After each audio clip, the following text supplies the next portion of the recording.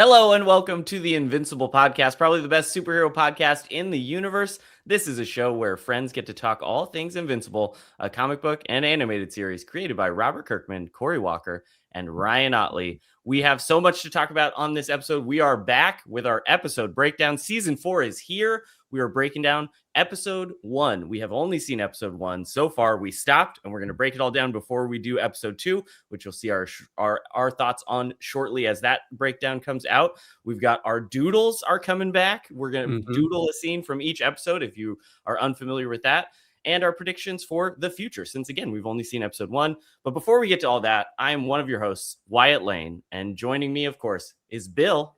Hi, everyone. It's good to be back. Ryan. Hey, everybody. Welcome to season 4. And the sweet one, it's TJ.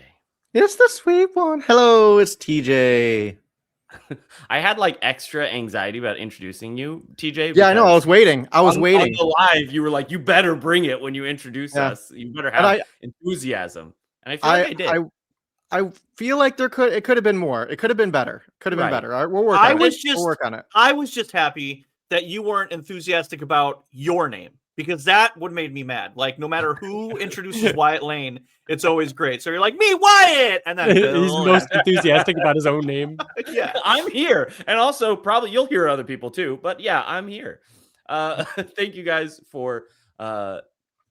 I don't know why I said thank you. I'm like doing an outro to the show right now. Going into some of the housekeeping. Okay, bye. Yeah. Going into the housekeeping. I'm all frazzled now. See? Going into the housekeeping for the show, you can, of course, email us at theinvinciblepodcast@gmail.com. We don't have any emails right now because we're kind of in a little time capsule if you're watching this. We are very fortunate to be able to get some screeners to watch some of these episodes early. So we're, about 2 weeks away, a week and a half away from the show premiering, and we've watched episode 1 early now. So we don't have any emails from you yet, but email in what you think. And then as we're talking about episode 4 a week from now, if you're watching this, we'll read out your thoughts. Of course, like TJ said, subscribe, leave a thumbs up. We're always posting new videos. And of course, speaking of all the different videos we're posting, we just recently, or this month, are celebrating our 10-year anniversary of the podcast and have made a bunch of huge announcements on a live stream that we just recently did. Hot Ones Part 2 is already out that you can watch. Ryan's doing Collectible Invincible. We've got Battle Beast coming back, and we'll be reviewing those new issues soon. We have a brand new series called Meanwhile in Midnight City, where we're playing the RPG that's going to be happening concurrently with these episodes that'll be coming to you very soon, and tons more that you should look out for. You can also become a member on YouTube if you're watching this. It gives you badges, it gives you emojis. You can sometimes watch us record live. Not a ton there, but it's really just a way for you to show your support of the show if you really want to support us. And we always, of course, recommend do that on desktop and not on mobile, because they do charge you a little bit more. Apple does if you're on mobile. And speaking of members, shout out to our new members recently: Glubba Flubbins, Chris Wise, Luke Lizaldi, Josh, and Mitch. So thanks, guys. Thank you so much. Glubba Flubbins. I feel like that was like made for me. I speak gibberish a lot. Yeah. Glubba Flubbins. It sounds very much like a Rick and Morty character, right? Like, yeah. Yeah. But yeah, thank you guys for becoming members, supporting the show. Any way that you can support the show, leaving a comment, leaving a like, that helps the algorithm and helps all the Invincible fans out there find this lovely podcast. And as far as Invincible news, before we jump into it, since we usually cover the Invincible news, like I said, we're kind of in a time capsule. Any news we go over right now would be kind of irrelevant by the time you're seeing this episode. So we are going to be jumping right into our episode breakdown. We are here. It is season 4. It's hard to even believe that number. I think about trilogies all the time. And so to be in a season 4 of the show of Invincible is just crazy. And we, of course, change up the order that we're all recapping them. So I got the lucky honor of recapping our season 4 premiere here, episode 401, which is titled Making the World a Better Place. And I actually forgot to look up which issue of the comic this came out. It's okay, Ryan did. Ryan did. Because So he's got it. I looked for a while. please write in, or hopefully by the time this is out, somebody has pointed out or I've seen online. But if not, let me know. The closest I could find is making the world better, not a better place, but just Mark saying making the world better. He says it in issue 84, which is very far from this, but he's talking to somebody that still makes sense. I'm not going to get into it here. That issue also has one other subtle thing that appears in this episode, which is also really convenient. Very interesting. Yeah. So, well, I could say that. That's not a spoiler. But Cecil in the goo, in his little goo bath. Oh, nice. Is the only thing from that issue that is in this episode. Interesting. And then Mark says something, making the world better, something like dark side. Yeah, it's interesting that they didn't use the full thing or they added to it, or very possible it's from somewhere else. Somewhere else that we haven't. I checked when Eve was talking about leaving, and starting going to Africa to make the world a better place. I checked all the conversations where Mark would be talking about that to someone. This is the closest I could find. Well, leave a comment if you have found that in the comics somewhere else, because like if you don't know, they often pull quotes from the comic as these episode titles, but they got a little more fast and loose with like where they're pulling them from last season. So this could be from really anywhere. A few like just kind of fun facts of the episode or credits about the episode before we get into the full breakdown. 51 minutes long. This episode was written by Helen Lee, and the director is Sol Choi, who was the director of 201, so the premiere of season 2, 206, 303, and the season 3 finale. So the last episode I just recapped, the Conquest episode, was also directed by Sol Choi. So I think this guy's got the stuff. He does some pretty good episodes, I would say. So before we jump into our scene by scene breakdown of this episode, we just want to give some quick initial thoughts. What did everybody think of the season 4 premiere of Invincible? Who would like to start? I'll go first. I'll go first. I was about to jump the gun. I want to go first. I will go first. Do you see how hungry we are to talk about the show? We're so excited. I'll be super quick. Dinosaurus. I'm so happy with the voice. I think he nailed it. It's not a no-name guy. I don't want to say that because he's super talented, but we don't know him from anything really. And I could not be happier. I think that scene was awesome. It's the thing that I was looking forward to the most, and I cannot wait to see if Dinosaurus comes back. Yeah, he does, and I'm excited about it. So this was a very dark episode for a premiere. I thought it was like there were parts that were like even a little scary a little bit, but it was a very, very dark episode. Dinosaurs are scary. Dinosaurs are scary. I wasn't talking about that part. That was honestly like a little more like cutesy. Like I would take a little plushie of dinosaurs. I would too. But the new voices. So Oliver was great. Dinosaurus was awesome. Universa was awesome. The one that really stuck out to me though, that just fit so well, was Jonathan Banks as Britt. It was perfect, and I loved that. So yeah. I thought you were going to say Paul. Great premiere. And I will say, I was going to save it for when we actually do the breakdown, but maybe the best intro of any episode. I don't know. We're all, I say it, but I think we're all suckers for a good musical montage. Like they're so good at it in this show. I'll take it here. I think it's great that it's the same director as the Conquest and last season finale, because this episode was such a great like recovery from where last season left off. Yeah. Everybody, both the headspace, where the heroes are at, it feels like they're trying to recover. They're trying to get over what just happened. And it's very much a when it rains, it pours. And that's what happened in the comic book too, with the Sequids and Universa at the same time. Like that was the point of that issue.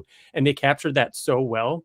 This was my favorite premiere since the very first, premiere of the series. I loved this premiere, and rewatching it, I am so impressed. I feel like we're always so impressed with how much they managed to fit in it. And again, talking about like that being the point of this episode, like it feels like so stressed out. and just like the all the subtle little things they keep doing to like to make comic fans really excited. We'll get into it very soon with the intro, but it was great. I loved this episode. Yeah, I echo what you guys said. It really does feel like part 2 of Conquest, like all of the Conquest stuff that happens in that episode after the Conquest fight just kind of flows perfectly into where they're at right now, and the, like you said, Ryan, sort of the recovery of all that. And yeah, I think it might be probably my favorite premiere since season 1. Like, it's such a strong episode in terms of, like, again, I think all of the premieres kind of do a great job of letting you know where Mark is. And to TJ's point, like, this is really his darker era. Like, we talked about that a little bit last season, that like last season felt like the era of the blue suit, and we associate that sort of with like Kirkman doing the symbiote Spider-Man thing where he's in the darker costume. But this is really where we see him really taking that turn and becoming, you know, somebody that he's unsure of if he's crossing a line or not. And they do that so well in this episode, and it ends on that, like, such a chilling shot of him having crossed that line, you know, in a way. When this episode ended, I was convinced this was the longest episode of the season, of the series so far. It felt so long. I was like, oh, this was a little over, or at least close to an hour, right? And to see that it was like just an average length of any of the other episodes was surprising to me. And I don't know if it's been so long. 51 is around on a longer side. I think they're usually like 48 or around there. But yeah, it's not crazy amount longer than most of the other ones. And before we jump into the full breakdown, I think I forgot to in our kind of intro here.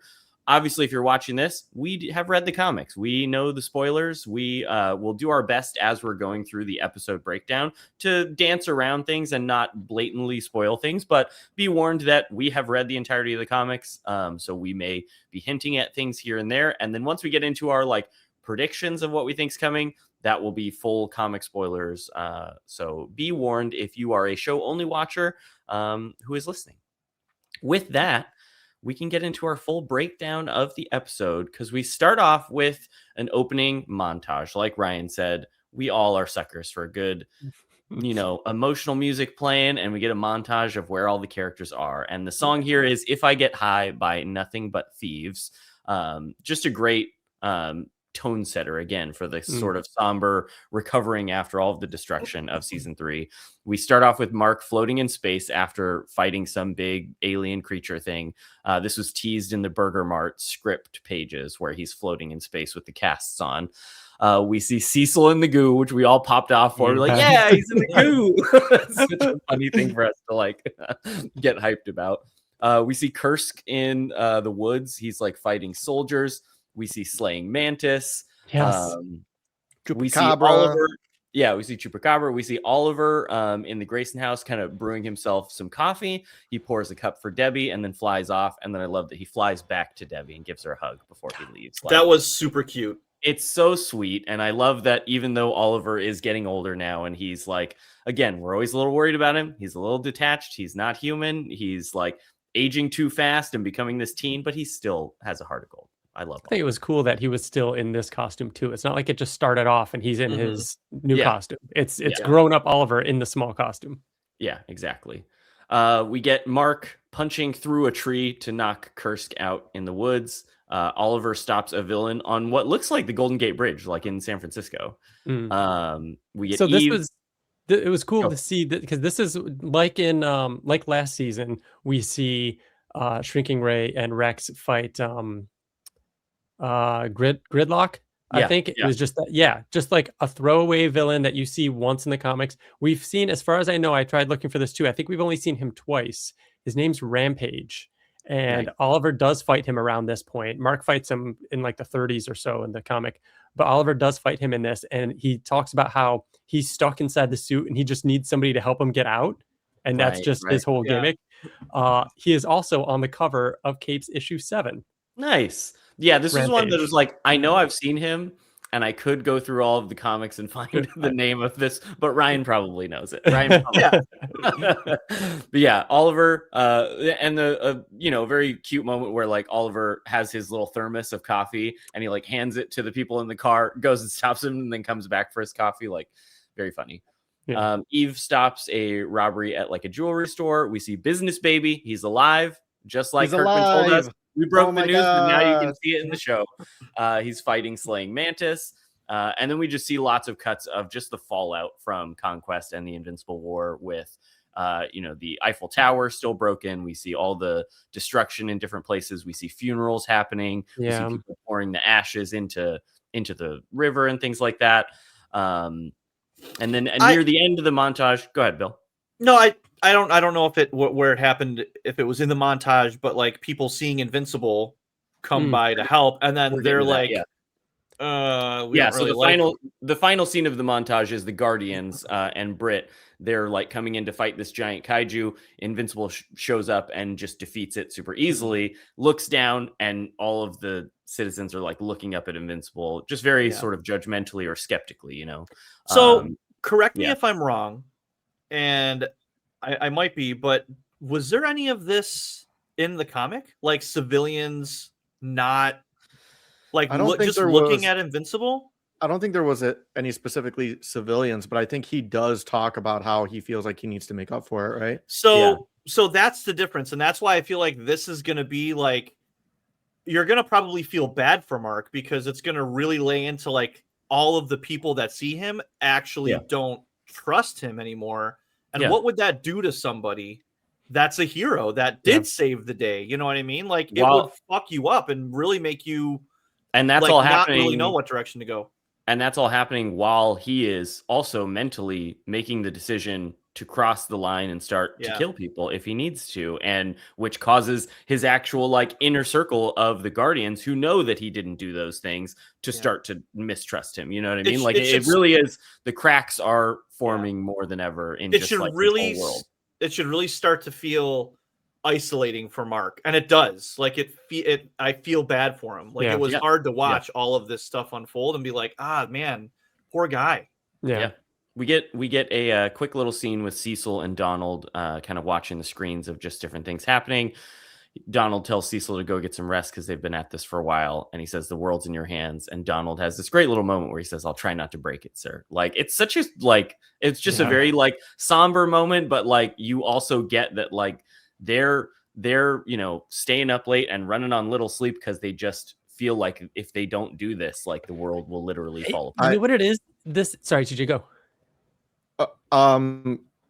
I felt like it was a good scene. Like this one kind of sets up the next one too, where like the entire montage wasn't just Invincible going around, but it was just everybody doing what they can. That's why we saw all the other heroes, because getting ahead of myself, but in the next scene, Mark says like, so many are lost, so many are gone, so we need to like step up to do more because we lost so many good heroes. And that was Cecil being like, fucking tired, because he's the one kind of coordinating the majority of that, if not all of it. So I thought that was a good ending, like the first scene after the montage, which sets up the next scene.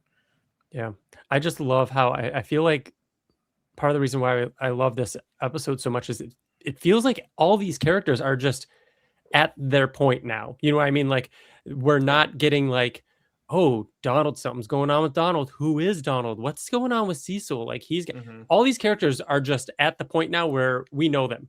They can just act like Cecil can just look at a screen and say, I just need to go. I'm just going to leave it with you. And they can have those conversations without it needing any type of, you know what I mean? Yeah. And I think it's so good. I think starting the season this way and showing how much everyone is like just at the end of their rope trying to still help, it sells like what is special about Invincible is that like things matter. The fact that there was all of this destruction in the Invincible War and in Conquest, in a lot of other superhero shows or comics even, you pick up the next issue and they're off on the next adventure fighting the next big villain, and that's what the story's about, because this is just about like who's the villain this time. But everything matters in this universe. And when there are big moments like the Invincible War, like Conquest, it's not just, oh, and now we go on to the next issue. It's like the world changed and everyone has to react to it now.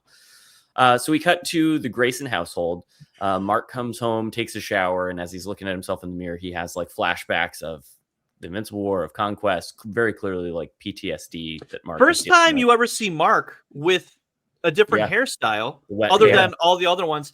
And not for nothing, but he looked like he looked more Korean with his hair, like the way that it was. So I was like, wow, they really did a great job of like making him look like his heritage, you know? Yeah, like for sure. Yeah. So he goes to like warm himself up some dinner. Like it looks like it was left in the microwave for him, like he's having it later. And as he's about to eat, his phone buzzes. He like leaves the food behind, goes and like gets ready.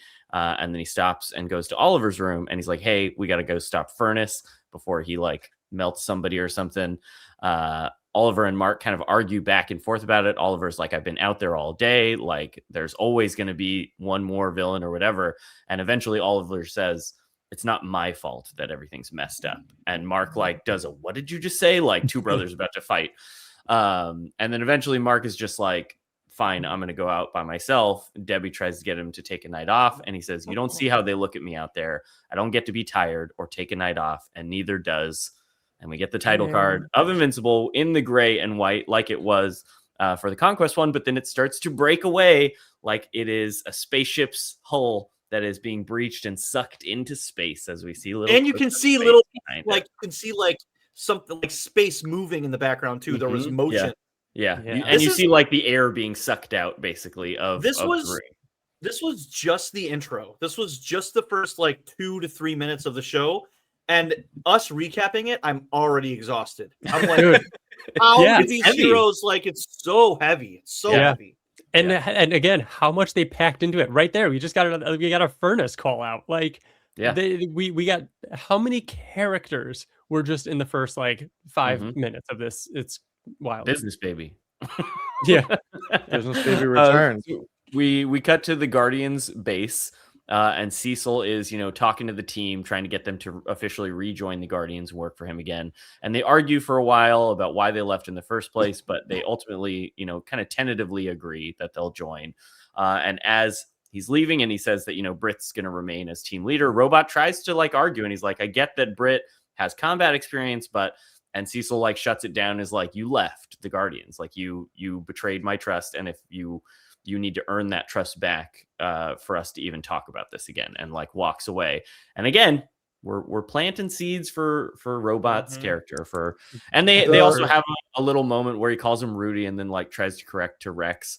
I think in all of my notes here, I say either Robot or Rudy Rex in my notes. I mean, when that scene where all the Guardians they were all talking to Cecil about rejoining, did anyone feel like something was like missing from that scene that could have like made the scene a little more lighthearted or like funnier, maybe? Oh, I'm sorry. I thought your camera was actually malfunctioning. I didn't realize you were tilting. For audio listeners, TJ's wearing a Rexplode sweatshirt and he was tilting his camera down so we could all. It's a little dated, TJ. You can change if you want to. No, I know. I will say the previously on it covered a lot, but it did touch base on Shrinking Ray and Rex, and I don't know if that was just to kind of remind us what happens, but like I'm interested to see if we see Shrinking Ray. I'm glad you brought that up, Ryan, because I was going to wait to the end to kind of bring that up. When we first watched the first episode, we didn't watch the previously on. We never watched the previously on, but when I rewatched it a second time, preparing for us recording tonight, I watched it and it was. The previously on was wild. Like they showed a lot of stuff. It makes me think they show the whole season basically. I think that's the idea. Yeah, I mean that's the vibe. But it didn't feel like that. It didn't feel like they were catching you up like from a whole season. They just showed like Powerplex a little bit for like I felt like the Powerplex was kind of unnecessary. And I felt like there were other things in there that were unnecessary, and it makes me think that they're setting up for the first 3-parter. Yeah, I think this was a previously on for the season. Parts 1, 2. Maybe. But maybe. We'll see. The one thing I wanted to call out was we had the question of how much time has passed. And we find out in this scene. Cecil says, I wrote it down. Cecil says, you guys have been working together for the past few months now. That's true. So we've had a few months. since the Conquest fight. Checks out. Was that a prediction? Wasn't that an annual prediction that we discussed? It was I it was said an 6 argument. months and Bill flipped out, Yeah. but I took that back because you're right, that is too long. So we were assuming a few months ish. So the next scene we get is Mark flying. He flies into a construction site to help clear debris, and he says, "Hey, did you guys call for Invincible?" And they were like, "No." And then we hear a voice say, "They didn't call for you. I did." Oh, and this is where in my notes I put, "Bill, take it away." No, you can do the recap. I mean, this is the I Dinosaurus debut in the show where we get Dinosaurus. In the comic, it's very much like Dinosaurus just comes out. There's no monologue that. He just starts attacking Invincible. This set the tone so great.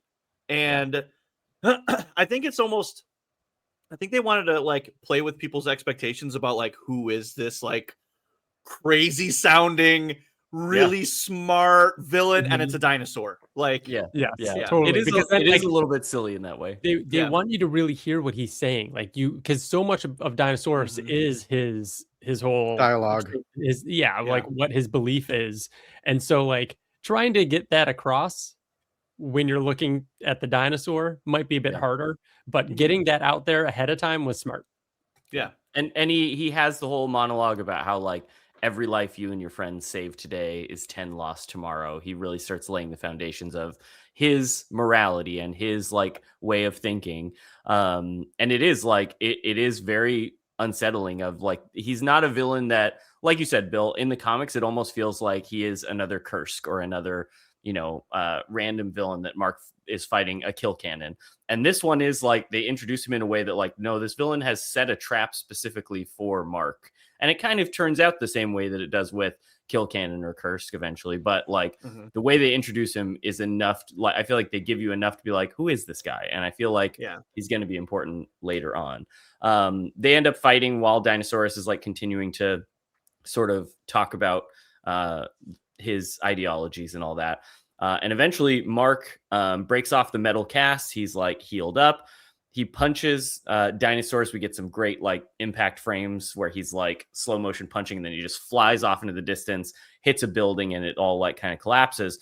Mark flies towards him, and as some of the dust clears, he just sees a man saying stop with his hands up, and Mark stops, and all the debris flies by him. And it's a mirror of Conquest when Mark does the wait. Like it's framed the same way. It's just Mark coming the opposite direction, and he's now in Conquest's spot. And I think that's really great call out. That is a great, I don't know, like visual way to show that like, yeah, Mark is now the one who can win this fight and use his power to kill somebody if he wants to. And is that a good thing? Like it is painting him in more of this like sort of villainous looking position. I just love the framing of that.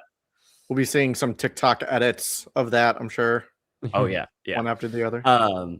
But yeah, very cool. And then, Mark is like, where's the dinosaur? Which was just kind of funny. Like, know his name.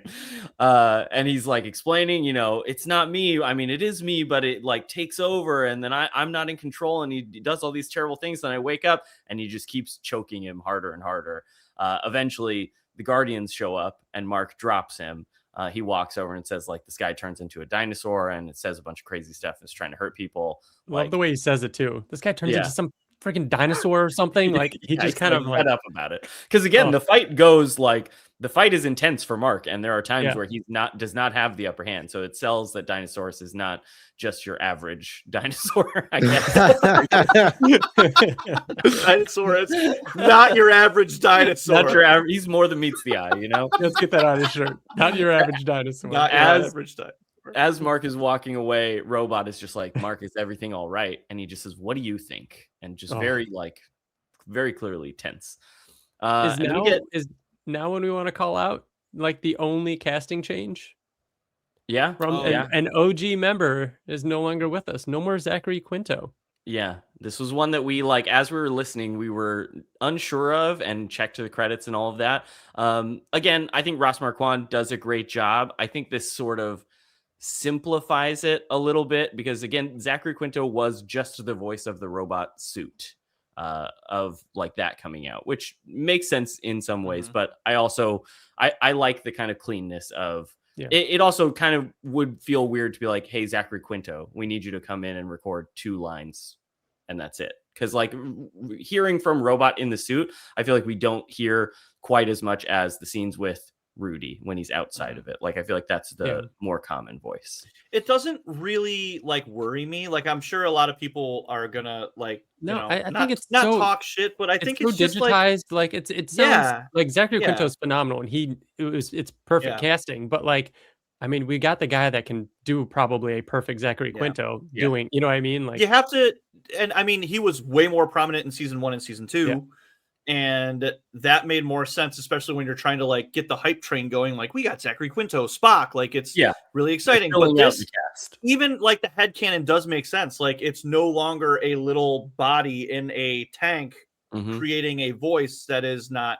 I mean, even didn't Zachary Quinto play the voice of the little thing, didn't he? Of Rudy? I believe when he was out of the tank. Yeah, I believe so. So different guy. So I mean, he did.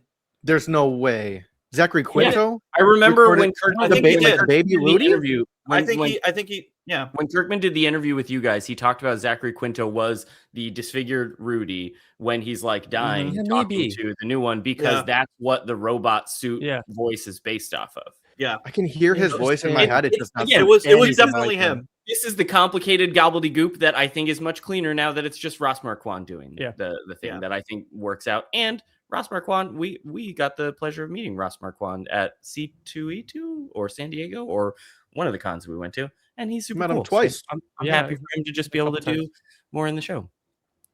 And then we get another scene where Mark lands at Eve's house, and she's in the backyard signing a new client onto Invincible Inc. Love the little detail that they bring up where Mark's like, I don't feel good about taking people's money. She's like, we're not taking people's money. We're taking corporations' money. They're like, I like this. I like and donating it. And donating it. And donating it. They're not even taking it. They're just donating. Yeah. Exactly. He says, like, I've just had a weird day. And she's like, it's about to get weirder. And they go inside to have dinner with Eve's parents. And we all were just like, oh, no, they're doing the scenes. There's more Adam coming up. But they didn't do the scene. Again, the dinner is very, very awkward. There's just like awkward silence and chewing. And Eve's mom, like, immediately filling Mark's cup of water as soon as he takes one sip. Like, she's very, like, seems very smitten with Mark, which I thought was very cute. And Eve's kind of like, hey, like, try to talk to my dad. So Mark tries to ask him some questions about his job, and Adam is just a dick. And he brings up Chicago, and he's just trying to make Mark feel bad. And Eve eventually like threatens that they're going to leave. So they're like, no, it's fine. It's fine. Eventually they're like cleaning up dinner. And then Adam walks to Mark with 2 cigars and is like, you want to go outside? So Mark follows him and goes outside, but which is a nice gesture. They were probably nice cigars. And we know that he can't really afford great cigars because Mark destroyed his headquarters and he had to get a different job. Okay. Yes, he offers Mark a cigar. He says he doesn't smoke. That's okay. Adam just kind of lectures Mark about Eve and like about the things that he's done and how. Okay, the biggest offense I think that Adam has ever done in the show so far is a line that he gives in this speech where he's talking to Mark, and he goes, you know, Eve's been in a lot of scrapes, and she always comes out on top. She's tough. She gets that from me. Like, are you kidding that like he takes credit for her strength and her ability to survive? Like the fact that he sees that in her and goes, yeah, that's me that like gave her that is so frustrating and is so like, I mean, gives me the ick the most. Is Eve does she have conviction? Does she stand strong on her morals? Because Adam, against her father, he does not waver on what he believes, and he's not just like Eve. Stop trying to spin this, Bill. He's terrible. I'm not trying to spin anything.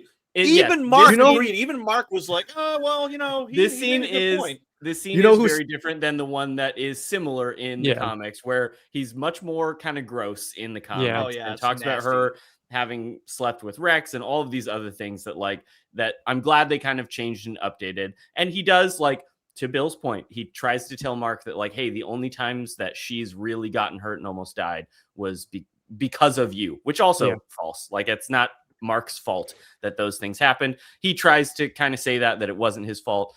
And he just says, like, if you really care about her, maybe you should think about that, and goes back inside. And Eve and her mom are talking while they're doing dishes. And it's just very clear that Miss Wilkins is in a loveless marriage that is just sad. Like she's like, you know, your things are happy with you and Mark, but you know, sometimes good enough is just good enough. She was doing the dishes. I was going to bring that up. Ask for? I was going to bring that up. My God, they're always doing. I am kidding, by the way. I am kidding. Please I thought you were. I thought you were emails alluding. up. I thought you were alluding to the fact that like moms just do dishes in this show. They're always doing dishes. Debbie's often doing dishes. That's true. Yes. They come back in. Eve and her mom are talking. And eventually, Adam comes back and is like, "Our show's on," and she was like, "Oh, I gotta go." Like it's so I hate him so much. Yeah. Mark comes back in as well, and he's got this look on his face, and she's like, "Was it really that bad with my dad?" And he's like, "No, I've just had I had a really hard day." And he explains the interaction with Dinosaurus and how he turned back into a person. And he's like, and I almost did something. She says, like, were you going to kill him? And he's like, no, I don't know. And Eve is just like, he says, like, can we talk about this later? I'm tired. So she makes him a cup of coffee. They both realize it tastes really bad. So they put it in the sink and walk away. And we see it melting into the drain. And they've gotten such good chemistry now. And I know that the odds are they're not recording in the booth anymore, but like Stephen Yeun and Gillian Jacobs, like they're so good together. Like the way they bounced that off each other, and her asking like, are you saying you were going to kill him? Like it went, that was really good. And it's a combination. Go Bill. I was just gonna say it does feel less forced because I feel like he and Amber had more chemistry than he and Eve, and it almost didn't make sense that they were like in love with each other. And that's now what I was saying before, like nothing feels that forced anymore. All these characters can just be their characters now. It's so great.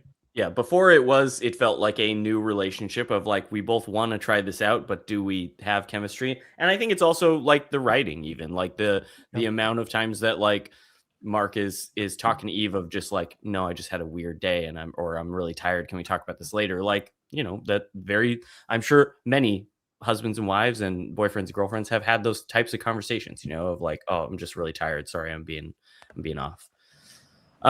Then we cut to the sewer where there are workers who are patrolling through the sewers and they notice there's like a lack of rats. They're talking a little bit about it. They see a gate that's been broken open. And then we just get what I titled like the Sequid horror scene. This was a long scene. Cool. It was very long. And the like, you know, some of them getting pulled under the water and then the thing with like the flashlight floating and it slowly turning to reveal more Sequids and their eyes like glowing. And eventually the light just turns enough so you see Russ in the corner with all of the Sequids like building him up to stand all high. Like really, really cool. Like the way all of it was framed and the way they play around with even the lighting in a few of these Sequid scenes are really cool. And it ends with Russ saying, "It's time." I don't know if it is first in this scene or if it's later, but the Sequids, it was the first time it was like, oh, this is new John Paisano score. Like the Sequids have a score and it's like, like it's like a horror soundtrack. It's crazy. I wrote this down while we were watching it to bring it up, but it's definitely inspired by the Halloween theme. It sounds like it has that. Like it definitely does sound similar. Yeah, it's pretty cool. We then get a scene out on a street in a neighborhood, and Universa appears, and we were all like, "Oh my god, we're doing it! We're doing this episode." I was very shocked when she came down and we saw her in the first episode. That was crazy. I think we all had her for much later in the season. So I had been predicting her for the next season for the past like 2 years. So I was very excited I thought they would maybe spread it out or something, but I love that they kept with the comic like 1-2 punch. Yeah. Mm-hmm. So she flies towards a power plant after she like zaps the nearby houses, is looking for where the power comes from, flies away.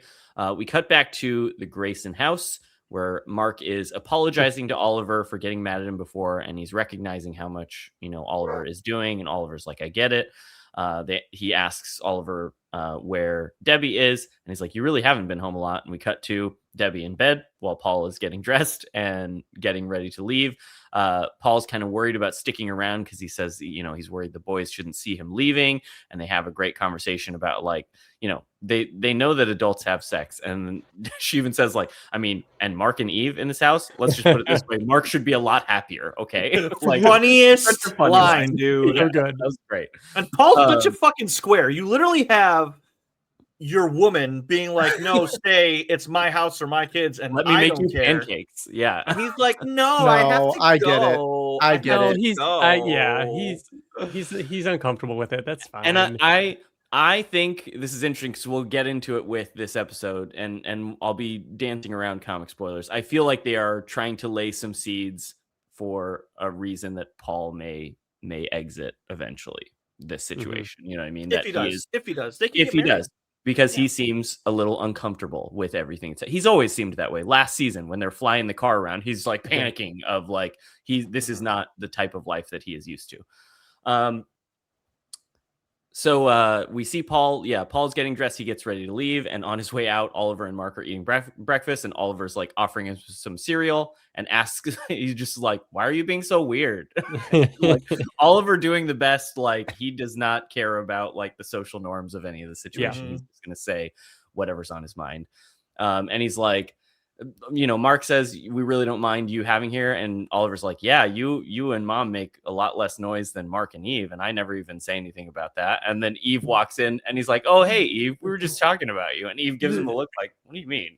And it's such a good little balance of, is he being a punk little teenager and kind of making a joke? Or is he just saying that because they were talking about her and he's just saying what's on his mind?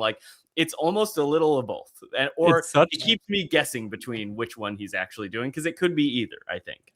It's such good delivery. I'm glad they kept the same actor, but yeah, just that, we were just talking about you. Yeah. It's so good. So Eve is there and explaining there's this attack on the power plant. They don't know who it is because she doesn't match any known records of other villains or whatever. Offer says he wants to come help, but Debbie says they already have plans for this morning.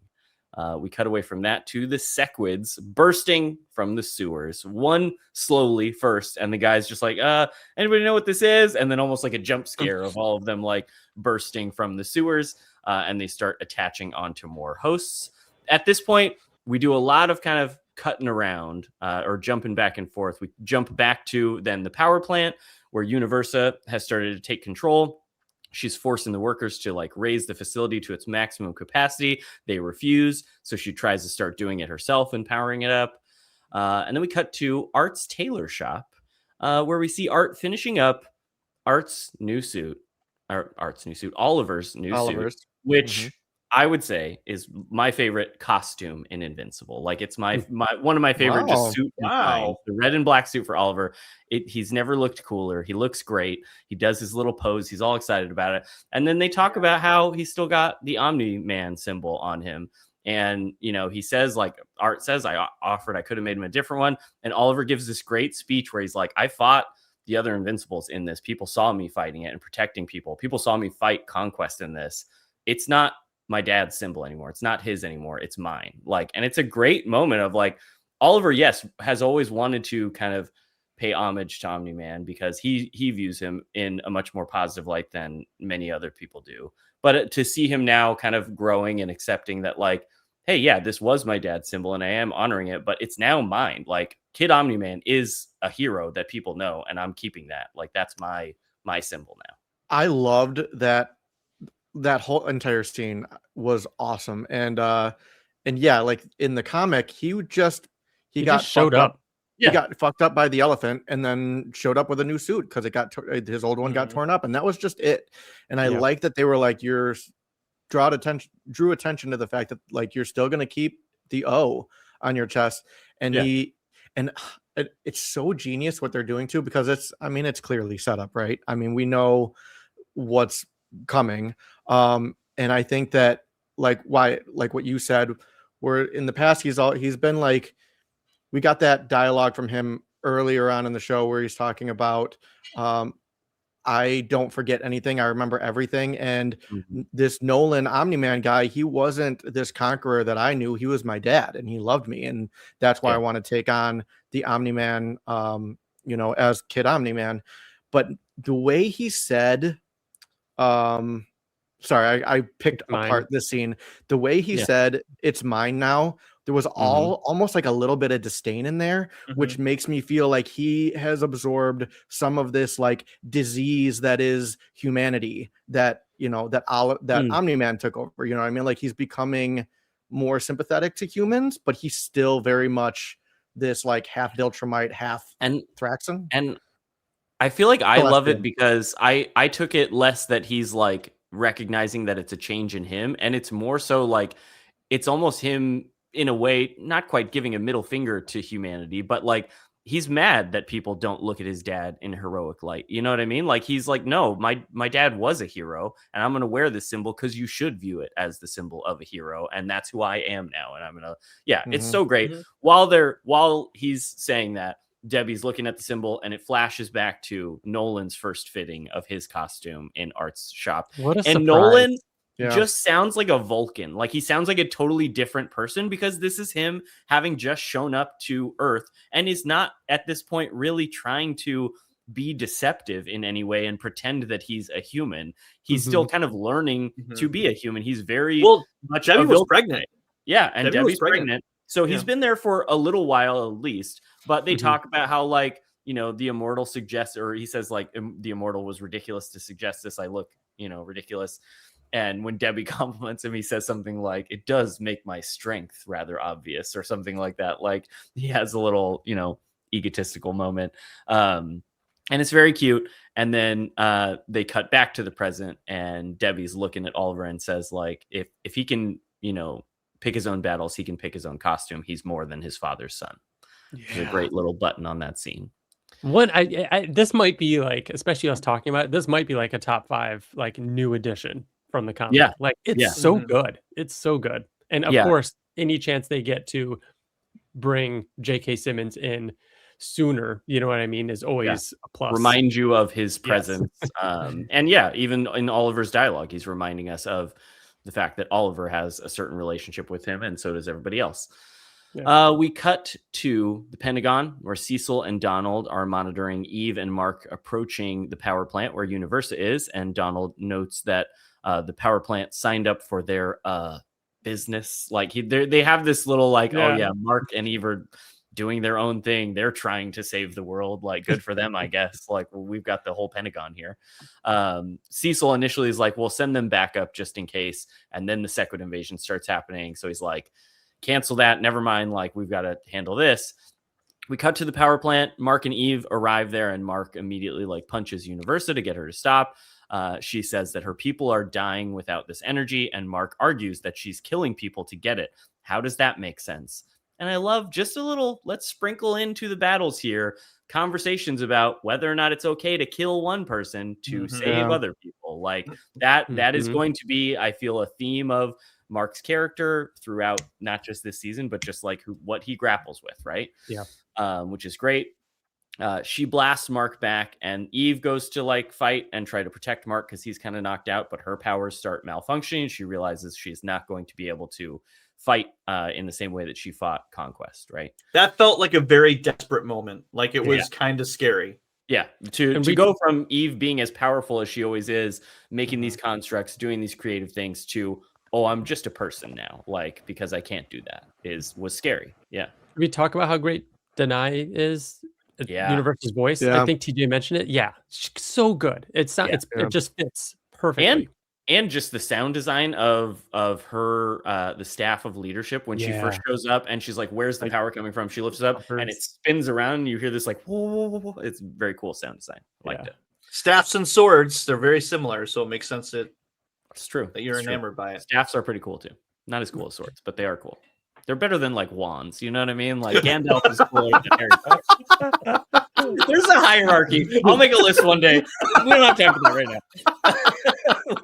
we cut back to the city where the Sequids are attacking, and Sorry, I skipped over one. We cut back to the city. The Sequids are taking more and more human hosts, and this was a moment where we all kind of chuckled a little bit because some of these scenes are a little bit silly, and I think that that's by design because some of the hosts, like, you see the waves of Sequids and there's this like scary destruction, and then you just see the people with Sequids with this evil smile, like kind of jaunting around to like get them because they don't necessarily have superhuman like speed or anything like that. They're just kind of like, I'm gonna get you like type of run. And they get the funniest one when we laughed was when the person was on the dumpster. And they grabbed him and they fell. That I don't. It was just a gag. It did look goofy at times. However, I will say they definitely, I got it more than in the comic. They definitely show just how dire it is. Like it was like, how are they stopping this? Like this is too much. Yeah. And so as that's happening, the Guardians are flying in towards the city. Brit's giving them the rundown. They're putting up this containment dome that's experimental, but it should buy them some time. They each have a device on one wrist that will disrupt Sequids within 10 feet, and the other wrist shoots teleport darts. And he says, if even a single infected person escapes, we lose forever. Got it? So he's explaining the stakes of this, that we cannot let people get out of this dome. Like that is, or cannot get Sequids or, infected hosts out of this dome. We cut back to the power plant, and Mark is kind of protecting Eve from Universa. And she says, I have to do this. And Mark responds with, I've heard that before, which I feel like must be a callback to Omni-Man, right? Like feeling like he has to do this for Viltrum. Like, I don't know if Nolan necessarily ever said that line specifically in his fight, but it felt like him being like, oh, you're driven by your purpose to hurt all of these people. Like, I'm going to stop you to do that. Yeah, I don't know if there's anything more specific other than just villains believing that they have to do what they are doing. Yeah. He tries to take the staff from her, but he's like knocked unconscious by it. And then Eve comes in with just a regular human punch and knocks Universa out, which was very cool. We cut back to the Sequid City, as I've named it here in my notes, and the Guardians start disrupting the Sequids and teleporting civilians away. They're kind of running in, doing the little pulse, shooting people away. I like that. Like the sound effect that was all very good, and they use it a lot. Like it was neat. Yeah. It felt very video gamey. Like I want to play that in a game. You know what I mean? Russ Livingston is like the head one in charge, and he's using all the waves of Sequids to attack the Guardians and to attack the containment dome, which is already starting to kind of buck under the pressure of all of it.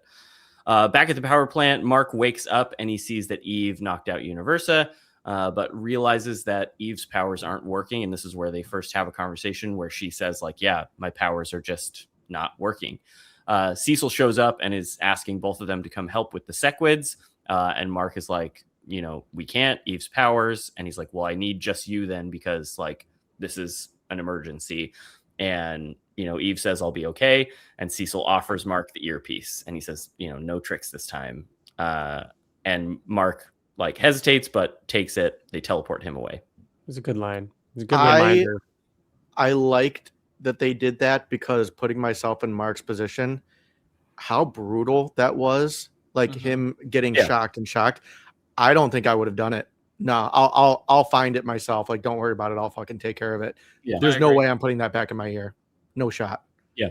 So I like that they had that call out. I mean, it wasn't that shocked him, but yeah, I get it. It's just working with him again. True. Yeah. It was embedded in his brain, but still, I wouldn't do it.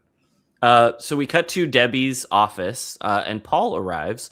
And they talk about their, awkward morning with the boys. And Paul eventually asks Debbie if she wants them to move in together. And Debbie's kind of surprised by this, but then she agrees that, yes, they should move in together. Easter egg time. Ready? Ooh. Go. The name of her business is 410 Realty. Like realty, 410. 410 is the area code for Baltimore, which is kind of like somewhat referenced tangentially as where they live. Invincible takes place. Yeah. Cool. So nice. Like we always it's another little clue. Yeah. The Baltimore Oriole caps or the skyline matches up. They've never directly said it. And again, they're still not saying it, but like felt like they're giving a little breadcrumb for the people that like to believe that it is Baltimore. Yeah. So they see Debbie sees the notification that there's the Sequid invasion happening, and we cut back to the Sequid city where Mark has arrived, but they say there's no extra disruptors, so he's just got to help however he can. Cecil asks him to just do what he can, and Robot detects something underneath the ground in the sewers. And Britt argues with him that he needs to wait and not go down there. Like, let's clear the surface first. And as they're arguing or whatever, and Robot's like, no, there's something bigger than just a rat down there. Like, I need to go down there. There's a great little moment where Monster Girl looks over at him and is like, gives him the nod. Like, do it. Go do what you're going to do. He's not our boss. Like, it's a great little bonding moment where, Robot is just like, yeah, that's my girl, Yeah. So he jumps out of his suit to go into the sewer. Which he is a human. He is not protected by. I mean, he only has his disruptor on. But like, what a fucking heroic moment by Robot. I fucking loved everything about. I mean, it's one of those like horror movie tropes where I'm just like, don't do that. Yeah. Like, why are you doing that? I mean, that's the thing. Like, so that the robot suit can keep helping people on the surface. But it almost seems like it's not something that he would do, because Robot always does seem kind of, I don't want to say selfish, but like he's worried about himself. I don't know. I've never really seen him put himself in harm's way like this to save people. True. It's always been kind of about him. So I loved everything. And I know it's kind of similar in the comic almost. It is. It's exactly verbatim. He does the same thing. But yeah, I really did like this in the show. We get more of the Guardians like fighting off Sequids and trying to save people. There's one great line where Shapesmith punches somebody. He goes, "That's for Mars. I'm from there. I'm from Mars." The dome stability keeps going down. It's beginning to fail. Robot patrols the sewer without his suit, and he manages to save a human host, but then gets hit over the head with a pipe. Britt and the others are fighting Sequids until there's only Russ Livingston remaining on the surface, as they're counting down like how many people besides them are left that are Sequid hosts. Very Lord of the Rings. Yeah, there's counting down until there's only one left, and I felt like that was a way to also establish for the viewers that like, hey, if Russ is taken out, this is done. Like that. That was a way to establish that once Mark is there, the stakes of what Mark does. They did a good job of like with the barrier, with the all that, the stakes were ratcheting up and everything.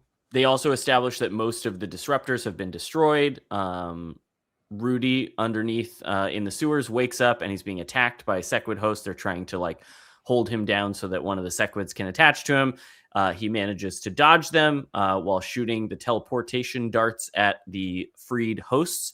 And then just as a bunch of them are like flying towards him, he turns the darts back on himself and shoots himself to teleport away, which is very cool. Like just kind of action sequence for him outside of his suit to be doing something so cool. I mean, just like the way that they choreographed it too, like the direction in this, like Wyatt, you talked about like the flashlight spinning in the water and the light, like the way that they framed this scene, they could have just done it like, oh, he zaps her and then zaps himself, but it was slow motion. The Sequids were coming in on the screen and you see him aim in between them to just get her just in time. It was fucking awesome. I loved it. Very face hugger. Yeah. That's probably why I loved it. What was that? AVP, the sewers with the face huggers. That was AVP Requiem. Ooh. We get a very short little scene of Eve taking an Uber home to her house because she cannot fly herself back from the power plant, and it's like this very sad scene where like she is realizing that she can't even help all these people who are fighting the Sequids and hopefully going to survive that. We cut back. I got another thing for you, but I feel like I shouldn't. I feel like I shouldn't. Why? Because it's now you have to. Because it's. I mean, if you've watched episodes 1, 2, and 3, you probably already know. But if you didn't, like you guys, this like us, this might be something that's revealed in the next 2 episodes. That's not an Uber. Oh, that was an agent from the GDA that drove her home. Oh, I didn't even realize that. I just saw he that asked her if she needed anything or whatever. Mm-hmm. Yeah, that's right. But there's something in that shot that might reveal something, and I don't know if you guys want to. Yeah, you got to say it now. No, you got Really? to say it. It's You in the absolutely episode. have to say so, it. Yeah. So it is something that If was it's a in the little episode thing that that we I already missed. I watched. want to know.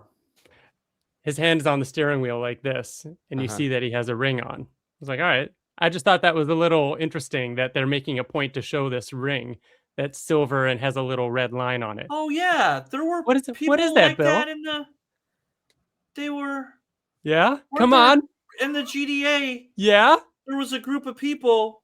almost. What? Yeah, what? That they didn't really talk about it though. It I just kind know. of showed them. Season 3, episode 1, when Mark and Rex, my favorite finger, all that kind of stuff. The Declaration of Independence has been stolen. Cecil sends them. It cuts to a guy up in the rafters or wherever at the GDA talking to a ring and says they're going to the GDA or they're going to the or whatever. And he talks into a silver ring with a red line on it. And that's when Multipol. And that's when then Multipol shows right? up. I think it's that's the Order. right. By I the think the Order infiltrated Okay. the GDA. Is monitor. I like this. Hail Good, Hydra. good catch. Hail Hydra. Dude. Good catch. That would be Yeah. cool. Oh, we're gonna have a so moment cool. like that. Yeah, that's so cool, man. And the fact that that's such a little thing from season 3 that we all kind of forgot about, and that they're now putting a little thing here, that could be like a Cahor situation. It where might, they, that might they not even be plant the those season. seeds for seasons and seasons, and pay it off way later. Crazy. The fact that it's the last time we saw that was a random episode in season 3 and they never called attention to it, and then we see it in the premiere of 4 makes me think it's not going to be revealed in the next couple episodes. We'll see, but I almost would like it if they kind of did a thing where they kept it going and maybe cool. I mean, until there's a it'd be big awesome reveal. if it was kept as like as an Order thing and it was a spin-off show or something. But Yeah. I think it's how they get the Order involved this season. Yeah. Maybe when we're not seeing a lot of Earth. Mm-hmm. Yeah, give us an Earth storyline to do. That would Yeah. be cool. So we cut back to Invincible in the dome fighting against all the waves and waves of sequids that Russ is throwing at him. He's saying that he needs a disruptor. Bulletproof has one, and he's trying to fly to Mark, and eventually Mark flies through all the waves of sequids and grabs Russ. Bulletproof is trying to get to him in time, but the dome integrity is at 1%. And he's being told in his earpiece, like, hey, this is about to be over because if the dome breaks, we're done. And Mark just says, I'm sorry. And then he punches through Russ's head and just turns it into a mist. Like it is just explodes. What's the alternative? What's I the agree. alternative? He's got someone in his ear saying, you got to do something. Yeah, the fact even that he says, I'm sorry, like he's recognizing like, hey, I'm not taking this lightly. Like I know I'm have to do this. And then it all kind of goes quiet as the rest of the Guardians like show up because the Sequids are no longer attacking. And they all are just looking at him and his blood is like dripping off of his hand. There's a just shot over the shoulder of the Guardian staring at him, just kind of horrified. And Robot just says, Invincible. And it cuts to Black looking at Mark, just kind of looking over his shoulder. Super, super ominous, super like he has now officially crossed the line publicly and killed somebody who, Russ was technically an innocent person who was an astronaut. Which is my one thing. My one thing I wish they would have at least mentioned, like give it a little bit more, remind the viewer that this is not the alien that you've seen over the last couple of seasons. This is a human being that is possessed. I mean, obviously we know that that's what they're doing. These are all humans. You can't. I think it could have used the line of somebody saying like, remember, these are people. We got to get them out of here. Or like that was Russ. Russ that came back was Shapesmith. Like you're the real Russ. You're a person. You're the NASA astronaut that got left on Mars. But still great, still fantastic. I mean, for sure. Yeah. And that's the end of the episode. Nothing else happened. And we cut to a short little bit of credits, and then we get the post-credit scene where Cecil is pouring himself a drink, and Donald just rushes into his office panicking. We cut to elsewhere, out in the middle of nowhere, where Conquest wakes up and says, "The boy left me alive? How stupid." And we just see all of it crumbling as he starts to break free. All of the safe measures that Cecil was talking about just collapsing as Naked Conquest flies out into space and looks back at Earth one more time and smiles. Very framed similarly to when him and Mark are fighting and going into space, and he does that crazy grin right before he charges back, but then he turns around, flies away. Cecil and Donald are back in like the Situation Room watching it on the screen as they see the little conquest icon flying away, and Cecil just says, shit. Yeah. And that's the end of our episode, and we get the credits. What a great season opener, establishing where Mark's at, establishing right away that conquest is going to be a problem again still. Crazy. So good. I'm excited for the non-comic readers that got to see like Conquest is alive and he's fucking back. Like there's so much.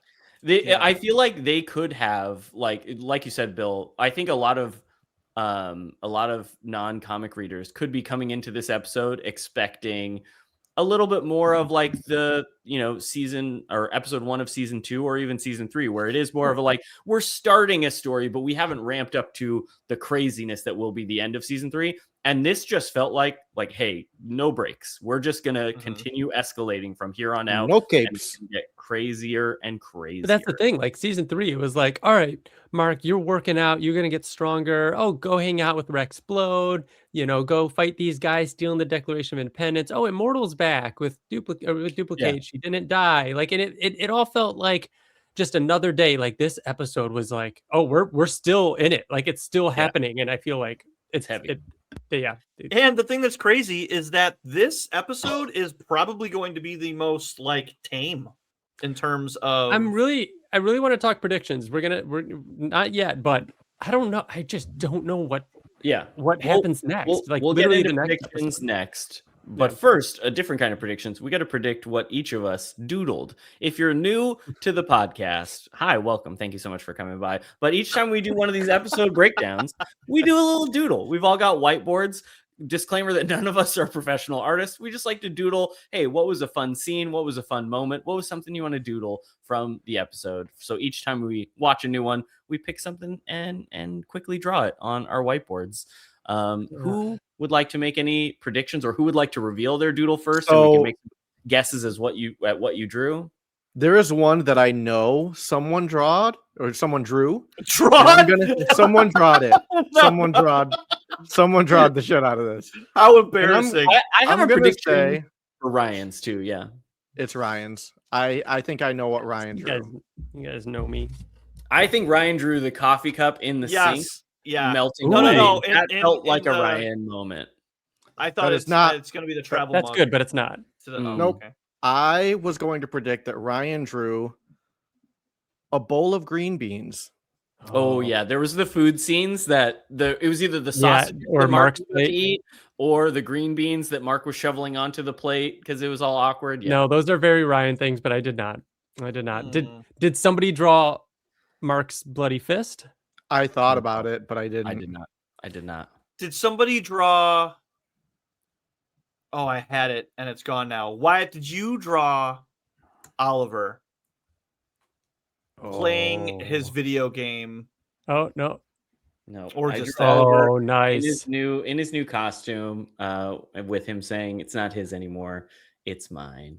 Very good. Nice. He's just so that great. Is really good. I'm so excited for more Oliver this season. I'm so excited we're getting scenes that again are original to the show, are filling out his character even more and just making me love him even more. He's the best. Which, by the way, Bill, you mentioned his video game. I love that it was the same video game handheld from last season. Yeah. If you stop and look, he's playing a Pokemon type game. Yeah. And it is Box Python versus the Psychic Shrimp. And the bottom text says, "It's effective enough." Instead of it's super effective. That's awesome. That's awesome. Yeah. What does Box Python evolve into? I'm gonna do a whole thing. Yeah, I know. Okay. Bill, you have to have drawn Dinosaurus. It's his debut. I did not. Did anybody do a like Universa staff or a Universa? I had that on my list. I didn't end up doing that. I had a couple things that I wanted to draw. One was like the Universa staff. One was like the Sequid, either like the Sequid's bursting out of the sewers or like maybe a Sequid off to the side of one. Did anybody draw Sequid? Nope. I'm gonna reveal just- then. Just to Nothing? get Go ahead, mine, reveal. I'll go first because mine was similar to Wyatt's. I also drew Oliver. Yeah. The new suit, just because that was my favorite like change that they Mhm. made or addition. So yeah, that's my TJ, Oliver. you're just like burning through marker color on your He drawings. You know what I does. mean? Facts, you fill dude. up that board. I'm just like, I like I'll get the the color. outline of it. I'm I good. wanted to use a color this time, but I didn't.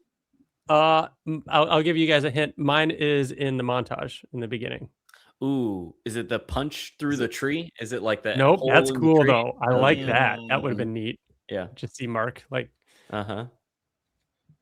I don't know. that's call. Business Last I bank call. said call? the coffee mug, the travel mug with It's Oliver. not, nope, pouring the not- ashes into the not- river. Nope. All very good guesses. Ready? Nice. It's the goo. The goo bath. Goo. Cecil in the goo. Good Nice. job on Cecil's face too. I mean, his nose and his eyes. And I'm his head. surprised you guys Like, didn't that's guess very mine. good. Like I very made good. it kind of obvious, I think, Is it What? Debbie?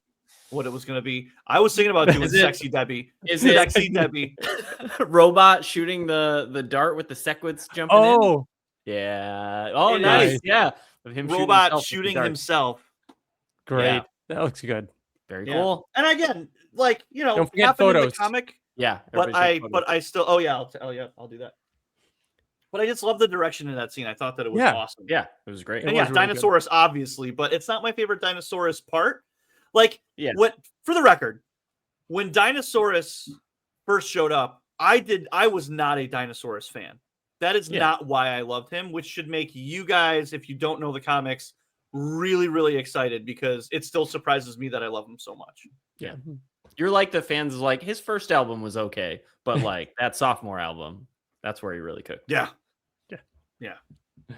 All right, that's our doodles. We're back to doodles. I feel like it's funny. We had no repeats through all of like season 2 and then all the way to the end of season 3, and now me and TG kind of had another repeat. Very cool. Very Mhm. cool. So that brings us to then our predictions, and we're going to keep these fairly brief because if you're watching this, likely listener, you've already seen episodes 1, 2, and 3. But like we said, we have not. We are torturing ourselves a little bit where we watch one episode and then stop to just really soak that one in and give you guys the full breakdown where all we know is that episode and appreciate it. So for us four, what do we think is coming next episode? I'm going to start real quick and just say my only prediction is space. We're getting Nolan and Alan. That's what I was going to Again, say. right That's now, thank you all for listening. If you are just a show watcher, bounce out. We are going to touch on some comic spoilers here from what we know is coming because of what happens in the comics. So if you don't want to hear any of that, bounce out now. Thank you for checking us out. We'll see you next episode. Otherwise, that's your warning. Okay. I will say that the one thing I'll say is when we did our prediction episode and predicting each individual episode, what I predicted the conquest breaking out as the end credit, the after credit of episode 1. If I'm going 2-0, then conquest arrives and we get Thrag first look at the end credits or after credits of episode 2. I think because we know that Hell is episode 4, I think we need a all or very heavy space episode, and it's probably either the next one or 3. And I'm saying it's the next one, and then 3 is going to be Flaxens, because I don't think they would do the Flaxens right after the Sequids. So I think next episode is very space heavy, and I think TJ, I agree. I think we'll still get where Conquest goes, but I think it's going to be mostly Coalition, Nolan, Allen, Space Racer stuff, and then save 3 for being what's going on with Eve, what's going on with the Flaxens. And then I agree with you. The only thing I will say when making predictions, think of how much was in episode 1. That's what I mean. That's why they fit so much. If we didn't know Hell was 4, I would say Hell was like the next episode, and we were going to space like episode 3 with the rate the rate we're going. We have to have Thetis, and like I agree, like it's got to be space heavy for sure. 100% it's going to be space. I don't know if we're going to get where Conquest went. I think they're going to hold out just a little bit. I think that he might show up like the end of episode 3, because then we don't get to see what happened because it's Hell. Yeah. I see what you're saying. Yeah. also make it show that it took him a while to get there, maybe. Yeah. Either way, I cannot wait. We will be watching episode 2 very shortly so that we can record our episode 2 breakdown and our episode 3 breakdown. And then we're just week to week. You're going to see so much of us, you might get sick of us because we're going to be talking about Invincible so much. And if you watched this episode and the next one and the next one in our other breakdowns, I'm sure I'll bring this up, and you're wondering, was anything cool happening in Midnight City during all of this? Or there's some other heroes that I've never met in the Invincible universe that maybe these 4 hooligans made up? Maybe go check out Meanwhile in Midnight City on our channel, coming very, very soon. Thank you so much for hanging out and listening to our breakdown of this episode. It's always such a blast when we're in the season of Invincible, and this is really kicking that off for us in our month of the 10-year anniversary of the podcast in Invincible March. We're so happy to get to interact with all of you listeners who are watching. Leave comments below. What were your favorite things? Email us with what you thought. Email us your doodles, all of that great stuff. And we will be back very, very soon, if you're listening to this, to talk with you all about episode 2. Until then, I've been Wyatt. Oh, I'm Bill. I'm We're Ryan. not doing this. It's not a thing. It's not a fucking thing. 3 out of 4 is still the majority. Bye. Bye. Yes, Wyatt. Way to go.